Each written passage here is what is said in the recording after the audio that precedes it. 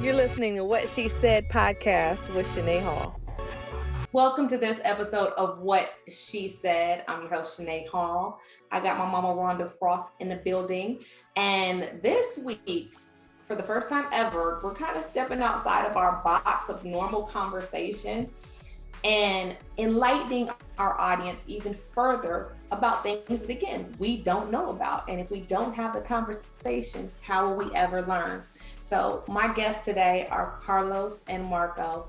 They are a same-sex couple, very attractive same-sex couple that are going to educate us on just all the things that we want to know, everything from growing up in the household of religious parents, becoming extremely educated Black people, Black men, and then still having to go down this path of unknown for the rest of us and have the world looking in and judging and having questions and wondering. And so they're gonna enlighten us. And I'm sure it's gonna be a quite interesting conversation. I hope they don't have no parameters around questions, because I got questions. So I'm more open than Marco, but we'll be all right. He's a more conservative out of the two of us. Well, there's always a conservative or more conservative out of every couple. So we can go in and get started because Marco is still upstairs in his Zoom meeting, right? Yeah. Okay, so we'll go ahead and get started with you, Carlos. Tell me a little bit about your educational background, because I heard both of you guys are highly educated. I graduated from Indiana University of Pennsylvania in 2000. I'm actually the son of a college professor. So that was inevitable that I was going to get my degree. I have a bachelor's in political science with a focus on international studies. So I have a master's in secondary social science education teaching from American University. And I am hopefully in December graduating with my doctorate in educational administration and leadership. Right now I'm going through the dissertation hell phase. Fantastic. Congratulations. That's Thank you. Awesome. And that is amazing. Yes.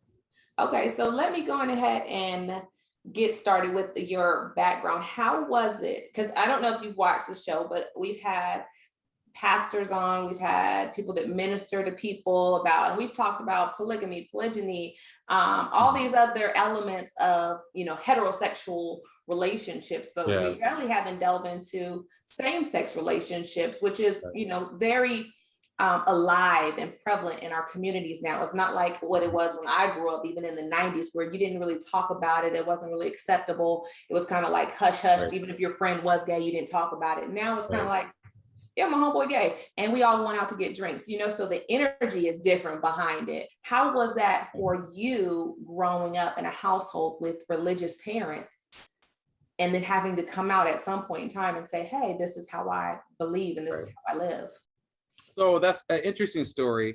And I'm not going to necessarily say I came out. I'm going to say I was forced out by my mother. And so let me kind of back up. So now in hindsight, as an adult, I see things a little differently, right? So I did grow up in an evangelical household, and, the kind where, we didn't listen to any secular music, right? On Halloween, we were at church for costume night or dress up night or something. And I remember, God, to this day, I was talking to a friend about this, staring out the window because the neighbors across the street celebrated Halloween big. And I remember the mom would always be on the porch and she would give out candy. And I would stare out the window, the whole time. Because I think church night was always kind of like a different night, and stare out the window and, wish I could do it. The ironic thing is that now myself, along with my three siblings, they all take their children trick-or-treating. All the things we couldn't do, they all do with their kids. And my parents are cool. My parents have definitely super livened up. They're like the liberal churchy people, you know what I mean? But still, my mother, now these days she'll enjoy a glass of rosé with me. So things have changed, right? But looking back, my father has 8 brothers, and 3 of his brothers are gay. Now, two of them,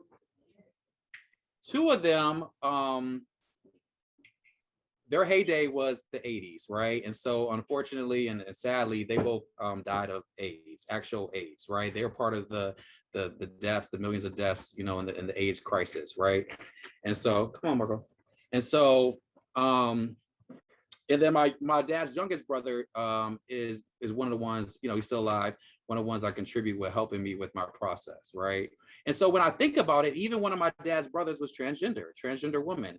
And I used to always kind of, Uncle Randy kind of dressed kind of feminine. And, we would be in Uncle Randy's room, like when we would visit, because my dad, no matter what, he always had mad love for his brothers. And so it wasn't even like with the gay thing, the funny thing, even the transgender thing. I think to myself, oh, wow, how unique am I to have grown up with a transgender aunt, right? And didn't even know it.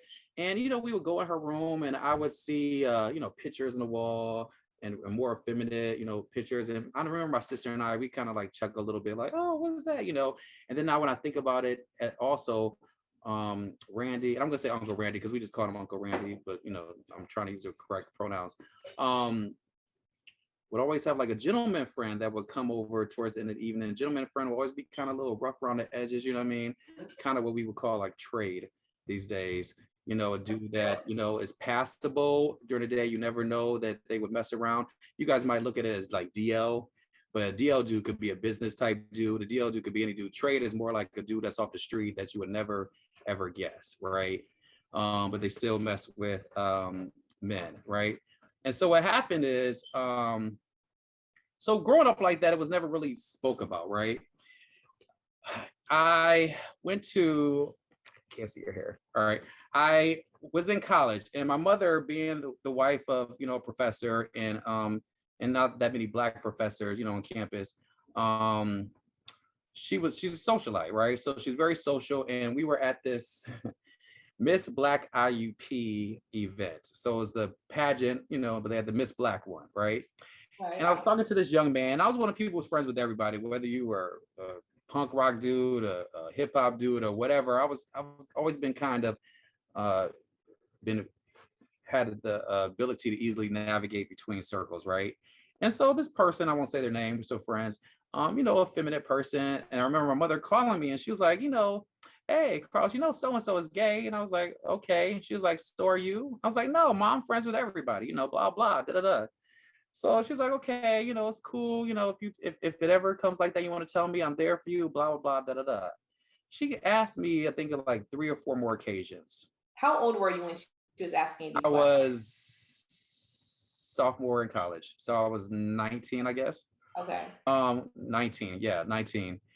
This was like fall of my sophomore year. So yeah, I was 19. And she called me on the right day and she had asked me again. And I was like, yes, I am. And what? Right? Oh, she carried on. She started crying, blah, blah. It's the first time ever that my mother hung up on me because I got a little indignant on the phone, you know what I mean? But at that point, I was like, yes. And what about it? Deal with it. And that whole thing where she acted like it was okay, I'm there for you, went away. And she went to mother tears. And then she started saying things like, oh, but you're too attractive to be gay, right? And I told my mother, I said, the finest dudes you see are gay because they take care of themselves, right? I mean, y'all can dispute me, but I said it. And so I was like, and so I was like, so don't say, you're too attractive to be gay. I was like, the majority of most attractive men are gay because they groom themselves well, And so we went to this whole thing and we didn't talk for a while, right? And it was really deep. And my dad, being the professional that he is, he said, Carlos, your mother has told me about your homosexuality and I would like to set up a meeting with you and it will last 1 hour. When I tell you he came on time and at the end of that hour was done, he expressed his thoughts. He shared with me different things. And he went from, from biblical perspective a little bit in there, but it wasn't tough at all. And he was like, by the way, I knew your mother's in denial. I knew. So what happened was when I was about 11, 12, maybe 10, 11, 12, my uncle, the youngest brother, told my dad, Carlos is probably going to come out one day and be prepared for it. So he said he had been prepared because my uncle had forewarned him. He said, your mother was in denial. He said, your uncle already told me this day was going to come. So I was ready for it. Right. And so that's how we kind of got past that. And then it became for years something we just didn't discuss. Right. We talked about it. We were all cool. I'm close to the family, but I didn't bring it up. They didn't bring it. Was don't ask, don't tell. Right. Right. And so that was my coming out story, I guess you could say, or being forced out, because it was not, I don't feel like in any way that it was really all of my own doing. It was really out of my mother harassing me about it. And so at this point now, I'm like, you already knew, you just wanted me to say it, But then she was secretly hoping I didn't say it. So we were telling our coming out story. So I don't know if you want Marco, if you welcome Marco, since you're coming in a little late. How are you? I'm doing well. Sorry that I was stuck in class on camera, so I had that's what you were saying. So he went to his educational background. I don't know if you want to go through yours briefly and then kind of tell us basically the same, how it got to the point where you were comfortable enough with just saying, hey, this is who I am and this is where I'm at. Well, my educational background was, you told like the schools you went to. Bachelor's, master's. My bachelor's was at Benedict College. It was actually in mass communications with a concentration in television broadcasting. So I went to school to be a news reporter, television personality, quote unquote. My master's was actually in religious studies and divinity. So I have an MDiv from Howard University, HU. Okay.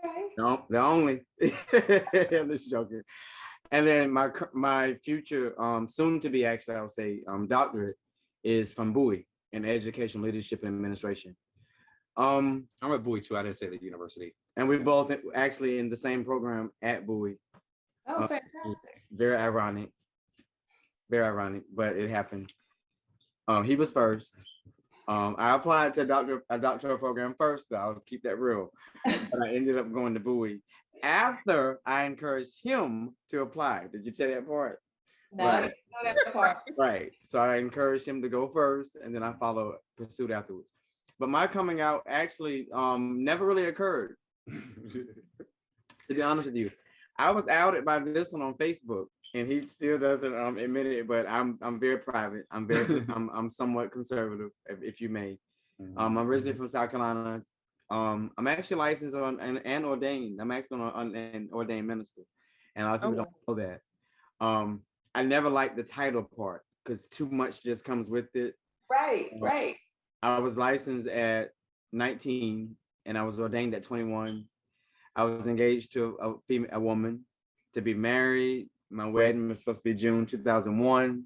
I remember all the details, but I just woke up. You are throwing me all off right now. My whole line of question is like shot. Now wait, what? Yeah, a lot of people don't know my true story. I'm very protective of it, because it means a lot to me. But I made a decision to not take on the traditional life because I didn't want to take a woman through devastation and just waking up one day and not being able to explain to my family, why I wasn't man enough to just be straight up about who I was and what I was dealing with. And my upbringing in South Carolina had a lot to do with that. So I never really outed. You didn't have a choice in South Carolina. I mean, it was a lot of what we did. I was very naive in a lot of areas, and I didn't accept certain things until I came to the level of understanding. And it took me a while to understand that who I am and what I am and how I feel was not, I guess I can say, death, to God, quote unquote, and in my spirituality. I had someone who was very, very, very close to me. I respect it more than anything in life. She's passed now. She's, no longer with us. But she said to me once, not even knowing it, before I even acknowledged what I was going through, she said, oh, gay people, you don't go down that road because you're doomed. And those words just pierced me. Like I truly believe, I thought that I was doomed. And in ministry, I just never wanted to stand in the pulpit and be the reason why someone walked away, from God. So I just made a conscious effort that I would inspire people and push them as best as I could through another vocation rather than mainstream pulpit, because I couldn't give people this image they wanted in order to hear me. So, hence is I feel like God opened doors for me to do inspirational, vlogging and to be a teacher and to even pursue other areas of being able to inspire and motivate people. So I really latched on to motivational speaking as like my outlet of not being the traditional person. So my out moment came when my mom was like, oh, that's just a phase, don't worry about it. I have a half brother who's actually trans now, which is a whole nother, I have a lot going on, I know, but I have a half brother who's trans, and he just recently made this decision. And even I, in the midst of being who I am, had some discriminatory moments in it.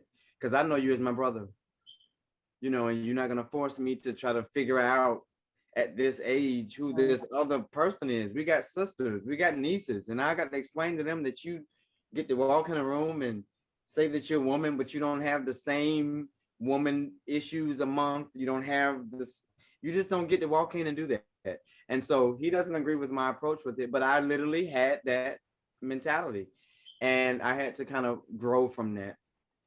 And I never realized that I was doing to my brother what the world did to me. Wow. Just with a different face. So I just had some cleaning up to do. I really had some really. And that's it, the whole piece as well that people don't understand within the community, that, there's a lot of gay people that don't accept bisexuality. No. They think you just can't make a choice, right? And then there's the gay people who have issues with trans, right? I have quite a few gay folks who struggle with it. And then you got the whole racism, even within the gay community. So it's all these different aspects, like only white gay parties, only black gay parties, right? Or it's deeper than a lot of people really realize. There's further divisions, right? And then even amongst the black gays, you have the gays like us who are educated and have our own things, and then you have the gays that want to fight and are considered ghetto, right? And they don't mess with each other, and so that's the whole nother. It's a lot of it's many stigmas that are aligned to what people label as coming out.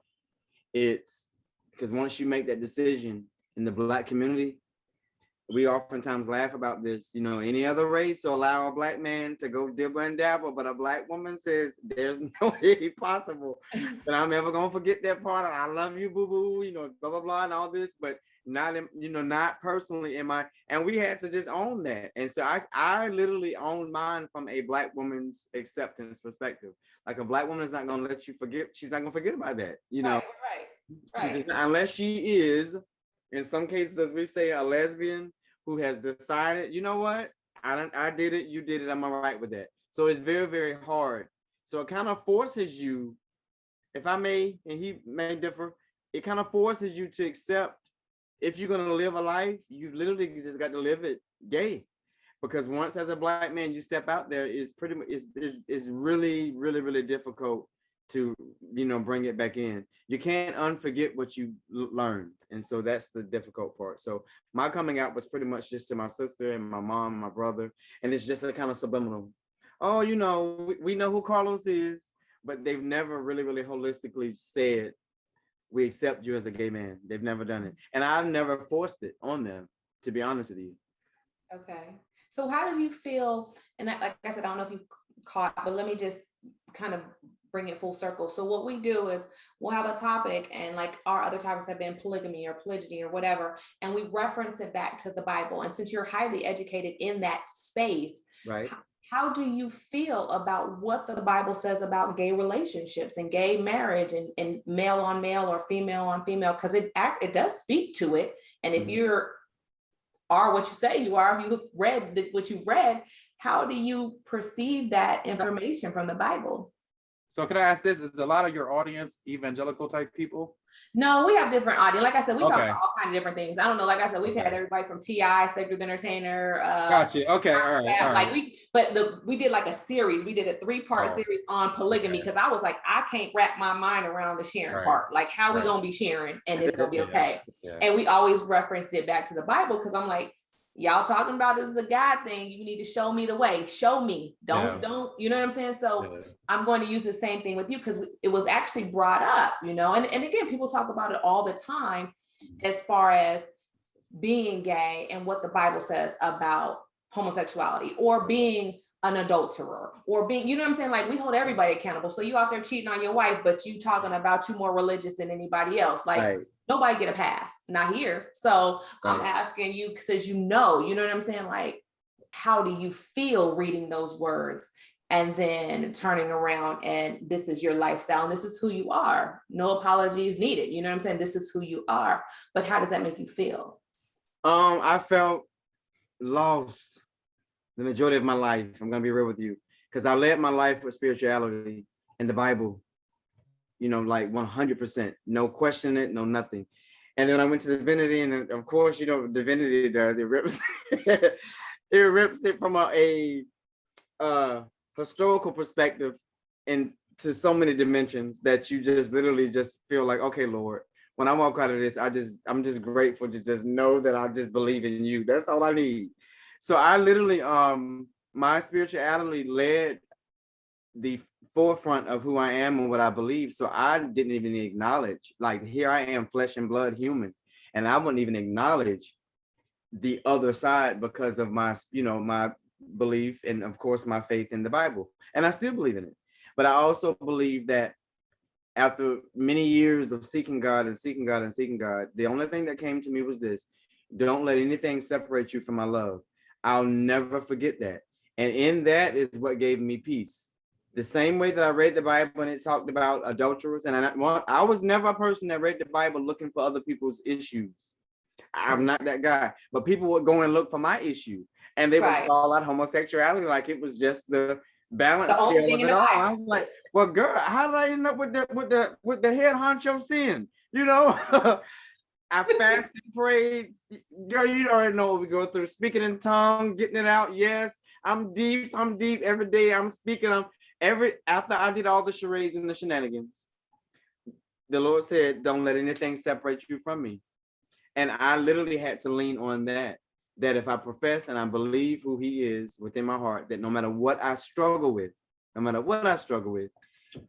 even to the death, that he's there and he loves me in spite of. So my heart had to be just joined on loving people, treating people right, spreading the good news of who Jesus is, even when you don't have understanding, even when you don't know how to get out of it and fix it. I'm telling you, I threatened to leave this one, break up, get a wife.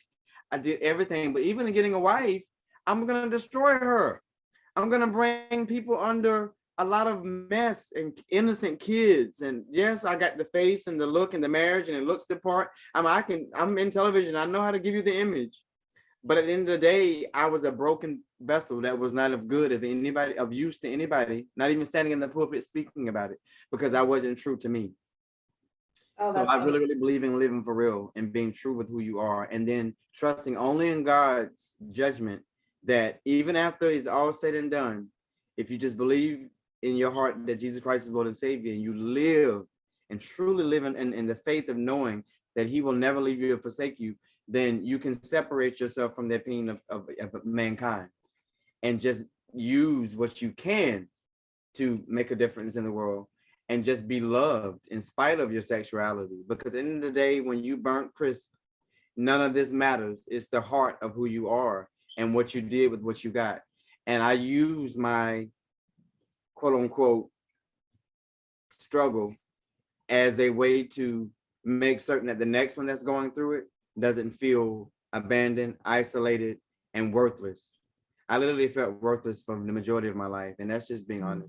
Because when you set your affections on, knowing the Bible and really, really not necessarily the Bible, but listening to what people say and interpret through the Bible, their rendition of it. If you don't have these emotions and feelings, it's very easy to say, yes, you should be ashamed of yourself, get rid of it, do whatever. But if I told you to not desire a man, don't you desire a man? I mean, you turn it off. Don't desire nobody. That is very difficult. And that's what it happens when you tell, because whether I'm physical or not, sexually, intimately, the emotions are still there. So I was torn and broken, like, okay, God, I'm not even with the man. I'm not even practicing the act of, and it's still there. So am I not confessing hard enough? Am I not fasting enough? What am I not doing? And no matter what I peeled off, how many layers, I was still there. I'm still there. And not necessarily my sexuality, but the person Marco was still there, who just happens to be and like men. So it is what it is. And that's just how I was able to get through it. That's first off, your testimony is amazing. Let me just start by saying that. And I appreciate you being so open and honest, because I have gay friends and I have these conversations with straight friends. And a lot of times people that know how to express or can communicate don't, out of fear or don't want to be embarrassed or whatever it is. So for you to come out and just really just tell your story, I greatly appreciate it. And I felt it, I felt it like, damn, you know what? I've never shared. This is the first time I've ever publicly shared this story, for the record. And Well, I've we been so married lucky. 10 years. This is the first time I've ever shared it, and especially Wow. through this volume. I mean, through this medium. But I'm in a place to where now I believe in my heart that when I close my eyes on this side, that Jesus will meet me on the other side and not just say, "Oh, look into heaven and get a glimpse because you're on your way out of here," but he'll say, "Come on in." So I'm really confident in that, in who I am now, finally. And it took me a long time. It took me a long time. Blessing, because shit, straight, not straight, it's hard to get to the place where you're comfortable in your own skin. There's a lot of people out here trying to transform, medify, transform into something, to be something that they're not, because they don't want their own skin. So you're not the only one. Now, I do have a question, because me and my friend had this huge blow up argument about people being born gay. And I was like, I believe that people can be born a certain way. Like you don't wake up and say, "Hey, I want to be a heterosexual." Hey, like, and he was like, "There's no scientific evidence, da da da da da." So talking to two gay men, I want to ask from the horse's mouth. So me and this straight dude ain't sitting there arguing over what we think people are. Do you believe in your heart of hearts that you were born gay, or was it things that you saw externally that made you want to live a different lifestyle? So I'm going to answer this one. I 100% believe that you're born gay. Let me tell you this. And I want to be clear for all the audience. If I had a choice, I would not choose to be gay. Why would I choose to be discriminated against? Why would I choose all this heartache? Why would I choose hiding? I wouldn't. I would choose the wife, the 2.5 kids, and the picket fence like my mama wanted. I'm not going to choose a life of purposely, going through this, right? So it wasn't a choice. What I did choose was to live my authentic life, right? I use this example. You ever seen a little boy, girl, little boy, 2, 3, ridiculously feminine, right? Or ridiculously, they have no concept of sexuality at that age. Right. I had a cousin, 5. She was as butch as could be. Did all the boy stuff, blah blah. I'm just using extreme examples. Yes, I can. And so she was right. She had a lot of masculine energy, right? As a 5-year-old, right? And she came out eventually and stuff. But at that age, they have no sexual knowing, no knowledge, no this and that. They're just being who they are, right? 4-year-old crush, right. I ain't gonna lie. Right. And so, and those are kind of my examples of like, so what do you say for that, right? And so I do believe it, because I do believe the majority of people I've talked to, majority of my friends, and I have a lot, that have said that really if there was a choice, we wouldn't choose it. And so I think that's silly. I do think that a lot of people try to make excuses, right?